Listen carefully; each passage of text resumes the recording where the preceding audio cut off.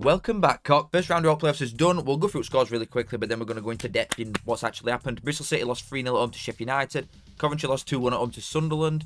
Leyton Orient drew 2 apiece at home to Stockport. Wycombe drew 0-0 with Charlton. Lost at home to Wimbledon. And Chesterfield lost 2-0 at home to Walsall. There were not one home win out of all at first legs. I don't know if it is, but surely that's got to be a record, that. Not one at 6 sides won their home leg. And we'll talk about Sheffield United first. We'll do Championship League 1, League 2 in order that they come on. So Bristol City 0, Sheffield United 3 with first game. The main talk about is red card with Dickey. And again, I thought that was the right decision.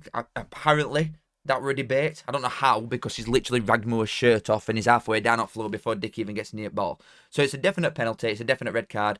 I don't know what sport anybody's watching that disagrees with that. And then obviously if you didn't watch game, you might look at this and think, oh, Sheffield United have won because of that. It was 0-0 at time at red card and then they went and slapped him up afterwards. But that is not what happened. First half as well, Sheffield United could have been 2-3-0 up before red card even happened, before half time. Moore had one slid to him on his left foot that I do think if it had gone to his right foot, he would have probably scored. He should have made more of it anyway. It slid across for him perfectly. A strikeaway experience that he's got, you'd expect to score. Campbell went through one-on-one and just passed keeper ball. This could have been... There's still a slight chance that this could be brought back tonight. Still a slight chance. I know it's very minimal, but it's happened in Sheffield before. Whereas if there'd have been a little bit more clinical Sheffield United, this could have been one of record scores ever. I think the record score in a first leg is when yours truly, I think Barnsley bet Birmingham 4-0 at St Andrews in first leg at Championship. That could have been a record that had never been beaten. This, honest to God, could have been 5-6-0 and it wouldn't have looked out of place. And Sheffield United defended very well. Very, very well. I did think the decision, looking at it before, I thought putting Robinson instead of Holding were a wrong decision. And he ended up coming on anyway to see it out. But Wilder got it bang on. They were in control, start to finish. And you know it's not like me to give Sheffield United any flowers at all. But they were very good. For a side that I think, and I'm going to say it again, just for one last time, I think they've been shit for the majority of this season. And especially in the end when they started tailing off here, I thought, maybe. And you know Sheffield United's history in playoffs, it's absolutely horrendous. But they do look quite good. So it'd make even more sense and be even funnier if they lost at Wembley. I'll do my predictions for them all as well, for second legs. At Sheffield United tonight, I'm doing a watch on for it, by the way, so I'll be live at like 10 to. Bristol City have obviously got to go for it, but we know Rob Dickey, they're going to be playing fullbacks at centre half, they've got a lot of injuries. They've got to go for it big time, and I think they'll concede on back, probably on a counter. I could see them scoring, but I still think they'll lose. I'll go 2-1 Sheffield United to make it 5-1 on aggregate. Just like a complete waste of time, really, from Bristol City, and Rob Dickey especially. All that experience, and you drag somebody down in first half, and nailed on penalty and a red card. Ridiculous decision. As with all my playoff videos and lives, today's video is sponsored by Match Bingo. It's football and bingo matched together. You get a card for the game. If you get a corner, you might tick something off. If you get a foul or something, you might tick something off. If you get a line in your first one, you win. Simple as. They've got cards for championship games and they will have for playoff finals, so I'll be on it for them all. And at the end of the day, it's free money. It's a free tenner. If you put a £5 on there, you get £10 for free. So you get £15 for sake of 5. If you scan that or use link at top of my description, you get it. Thank you as always to Match Bingo for sponsoring the video. Okay, so let's get on with it. So here's hoping that either Coventry or Sunderland can do me a favour at Wembley. Come on, lads. This, to me, was the most surprising result out of them all. There were some big shocks, I'm not going to lie to you. Like I said, none at home sides won, so that's a shock in itself. But I did not think Sunderland were going to come here and win. At all. I don't even think the most delusional Sunderland fan alive had thought they'd have come here and won this game. With form that they come into it, I still stand by it that you shouldn't be able to do this. You should not be able to just rock up after losing 5 in a row, click your fingers and just become some well-drilled defensive units playing on counter perfectly. I don't know how they've done this. Labree's got this bang on, especially for first leg and especially with Coventry's home form, because you look at it, literally all season effectively. They lost to Leeds, your title winners. They lost to Ipswich, a Premier League side. Lost to Burnley, again, a promotion side. Everything other than that, it's just constant wins, regardless who opposition is. They bet Sunderland 3-0 earlier in season. Well, not even that long ago, really. So for Sunderland to then come here and win, I just don't know. Playoffs are just such a lottery, aren't they? And I stand by the fact, and I've just said it, but I stand by the fact that form does mean quite a lot. But at the same time, this is a cup game, and it completely goes out at window on it. Yeah, Coventry have got all at ball, but if you watch this game, you know that they're just so wasteful with it. They did nothing. If I go down to crosses, wherever they are, it's 34 crosses Coventry put in. 34, and only 6 found somebody's head. One of them ended up being a goal from Radoni, who scored so many goals this season. He's had a great year. But they're not efficient with it at all. They're a big side, Coventry are, but final end ball, the end product from Coventry and crossing itself was so poor that all forwards and all midfielders making these late runs in, Sheff, Radoni, whoever it is, none of them had a chance because balls in with that shit. Adjurite did nothing. I expected a lot more from him, to be honest with you. But this bloke stole show for me. I thought Mayenda were absolutely fantastic. Defensively, Sunderland were very good as well. Like I said, they're just batting corners away non-stop. Any cross that comes in, Ballard's big-eared.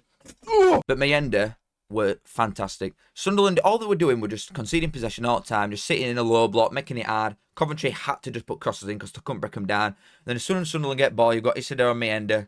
Lightning. Absolutely rapid. Mayenda, that little turn that he did, they didn't score from this one, and I think it was first half. He's rapid. The main strengths of Mayenda are pace. You can get him behind, dribbling. You know what I mean? That sort of player. But his hold-up play against these were unreal. It was just like the perfect 9. It was so good. He get him an outlet all the time. He was running ball into corner late on, winning them corners, winning them set pieces in 9 minutes, seeing game out. Absolute all-time performance. I can't believe he's not even got man at match. Ridiculous. He was best player on pitch by a mile. Bellingham, a lot of people gave him a load of stick. But it must have been his last name that made that dying tackle. Otherwise, Coventry would have had a nailed on goal. It must have been the ghost of his last name that blocked that ball. Great player. Across board, Sunderland were better. Like, they went with a game plan. I do think they went to try and draw, honestly. I don't think they went to try and win game. But Coventry's mistakes, and also Wilson should have saved Isidore's goal, to be fair, if we're being serious. I think they went for a draw and they've got to win. Like, very, very good. They're in a great position now at second leg. I hope whoever these are can just do it for me, please. I can't be asked with Sheffield United going up. But it's second leg. I can't do it for a watch long as well. I'm sorry, but my girlfriend were born on this day. The cow. So inconsiderate. I think they'll draw, but that'll mean Sunderland go through. I'll go for a 1 apiece, but Sunderland go through, which I didn't expect at all. I thought Coventry would get promoted like I did in my playoff vid. But yeah, I'm now back in Sunderland after how good they were in this game, really. Now, on to League 1. Leyton Orient 2, Stockport 2. This was my favourite game after all playoffs. I watched all 6 games. I didn't do lives for the 2 League 2 ones, but I've watched all 6 games. And this was my favourite one. I think the quality here, in comparison to the league that they're in, were highest here. Don't get me wrong, this shouldn't have stood. Kelman's first goal, it were about 7 yard offside. It's probably the worst decision I've ever seen in my life. Anybody saying as well that's quite tough on ref, he can't see that. Anybody watching the game could see it from a worse angle. First timer asking, how can a lino stood bang on that's going to see ball trajectory go like this? How can he not see that? It is terrible. And then I've got people saying as well, oh yeah, but VAR would have stopped that. Yeah, but they'd have still probably got it wrong, and it took 10 minutes out, and then you can't celebrate. These things inevitably do even themselves out. Leyton Orient should have had a penalty at other end of pitch. Neither were given. Refs are shit. They're shit in every division. We don't need VAR to tell us that. Just carry on. Just get on with it. A draw, a fair result here. Norwood, very good. Probably best player on pitch again. Load and load of experience. He just picks pockets up perfectly. He reads games so well. Game time up ball and you're in trouble, and especially from set pieces. Like that ball, to be fair, I do think keeper could have come and dealt with it.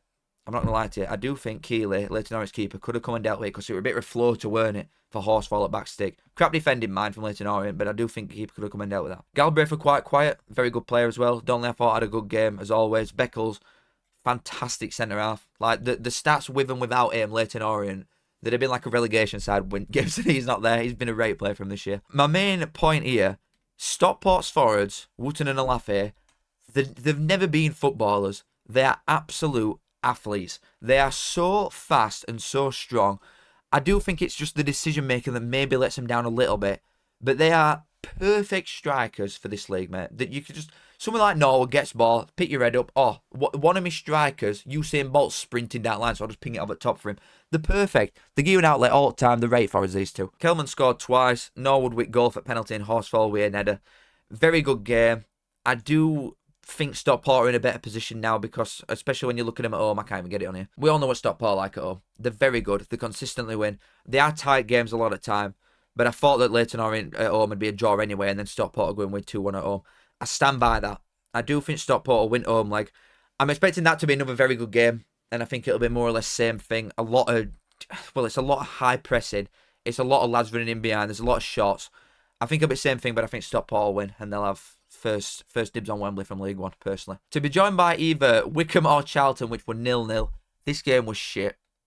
Start to finish, this game was actually terrible. Like, one expected goal, more or less, from both sides. It only got lively in second half when Charlton were pushing for it a little bit more. I think Wycombe's strikers, Coney and Udo. Coney, everybody knows what I think of this bloke. He's absolutely fantastic. It won't be at Wycombe next season. But they're so stupid, these two. Like, honestly, talking about like Alafe and Wooten at Stockport, very good forwards, intelligent players. These two are idiots. They're constantly getting fouls away all the time. Anytime that Wycombe get ball up pitch, because all they were playing for were big lumps, especially when it's summer in eyes, because Charlton's keeper and defenders couldn't see out in first half. So we can play a big lump, and then these two are biggest lumps on pitch. They just run straight into defenders and give them a foul. They give Charlton breathers all the time. It's daft. All they've got to do is not sprint straight into defender and let him fall over, and they might have had a different outcome on this game. I do think they defended quite well, Wycombe, especially in the second half, like I said, because Charlton were putting it on a little bit in the second half. But 0-0 were probably a fair result. Two poor sides, realistically. I do think, looking at it, obviously Charlton at home are going to be much different. They've come here for a draw, Charlton. Nathan Jones knows exactly what he's doing. And realistically, they've executed the game plan quite well. But Stockport and Leyton Orient are both much better sides from these two off at first showing and first game. And whoever number 6 is for Charlton, what man at match? Connor Coventry. I think he was best player on pitch. He was very good defensively. As for second leg and a prediction, I do think Charlton will probably win. If Wycombe can't score at home, I don't think they will. They also didn't sell out for an home leg, which is wild. Because if Wycombe get to Wembley, they'll probably take like 20k with it being down road. But they can't sell 7,000 home tickets for a playoff leg. Very strange. And honestly, what Mike Dodds has done to this team is a war crime. He's turned a very exciting attacking side into just this. And they offer very little anywhere on pitch. It's mad. The downfall of Wycombe since Bloomfield has left is crazy. But I think Charlton at home will probably win 2-0. I think Charlton and Stockport will be playoff sides. I got that right at least if it does end up being that. I did say them two at Wembley. I might not have got my championship ones right, but I got this one right. And then going into League One, Notts County lost 1-0 to Wimbledon first. I think out of the 4 sides that I've seen in League 2 playoffs, I think Notts County played best out of them all. Very, very good keeper, that lad that Wimbledon have got. He's on loan from Crystal Palace, Goodman. He had an absolute blinder. I do think Notts County's keeper made some good saves as well, especially in first half.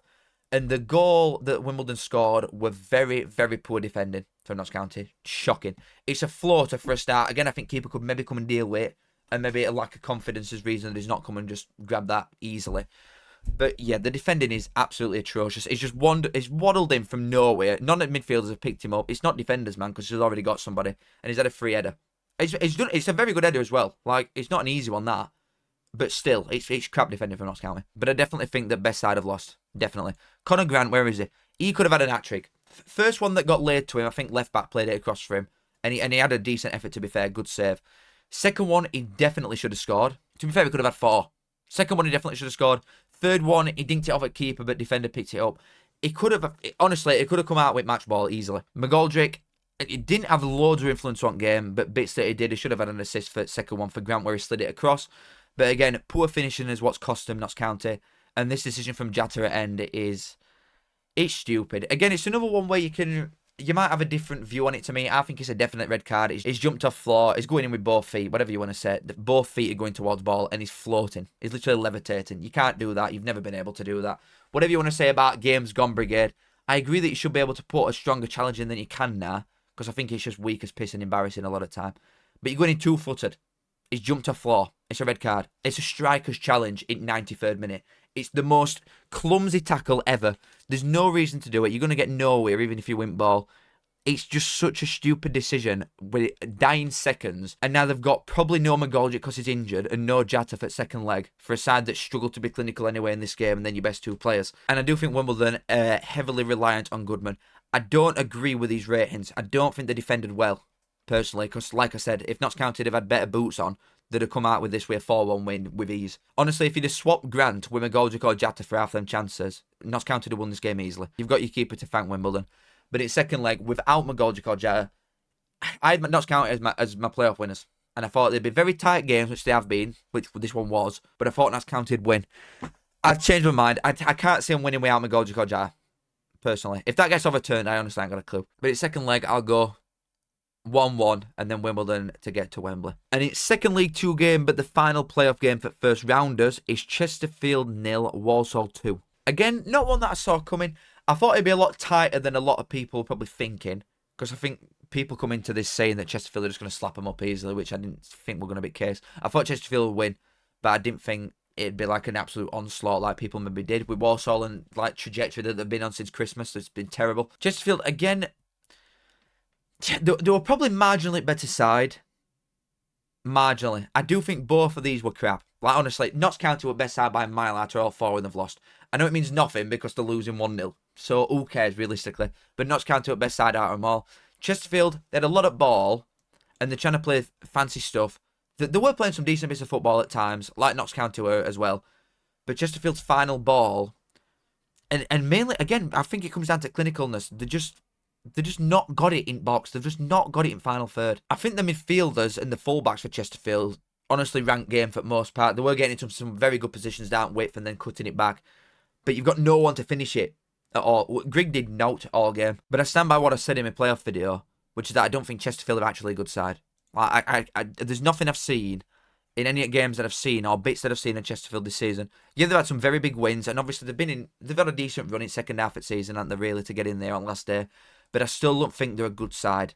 I don't think they're clinical enough at all. I don't think they create fantastic chances. The two best chances that they had realistically were a deflected cross and a shot from a stupid angle. Walsall, again, I think they've probably come for a draw for the most part. They started quite fast and they probably created equally best chance that Chesterfield did inside first 5 seconds Walsall when that bloke had shot from, again, stupid angle on right. That was a good finish from Chang, to be fair to him. Penalty were a definite penalty. It was just like lazy as out from where is it? Mandeville was just lazy. Again, some decent saves from Simkin, Walsall keeper. I think a draw would have probably been a fair result, like based on performance. Because Chesterfield, like I said, I think they were marginally better side with ball. Because they've got all of it, but they've not done a great deal in final third. And ultimately, you can do whatever you want in 2/3 at pitch, but if you crap at that end, you're not going to win games, are you? They've got to go to Walsall and win. I'm not sure if I think they will, to be honest. Again, I could see it being a draw. I don't see any humongous turnarounds, really, in second legs, just based on first ones. I think Coventry at most likely. But again, I can't even see that one. I don't think there'll be any humongous upsets in second leg, like there were with like Wednesday, for example. I'm hoping Bristol City can do it.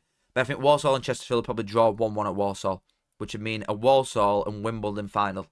The two sides that I thought would both lose. But that's that, boys. Short and sweet, but there's only 6 games to talk about. Thank you as always for watching. Love you all, kids. Make sure you like, subscribe if you do enjoy. It helps me out quite a lot. I hope to see some of you later. I'll be live at 10 to 8 for Sheffield United game. I'm not doing Tuesday, but then I'll be back for Wednesday, Thursday, etc. So I'll see you then. Love you all. Kiss, and I'll see you in a bit. Goodbye. I say I'm a man, yes, I'm a mucker. I think of me saying as a right good looker. I say up that.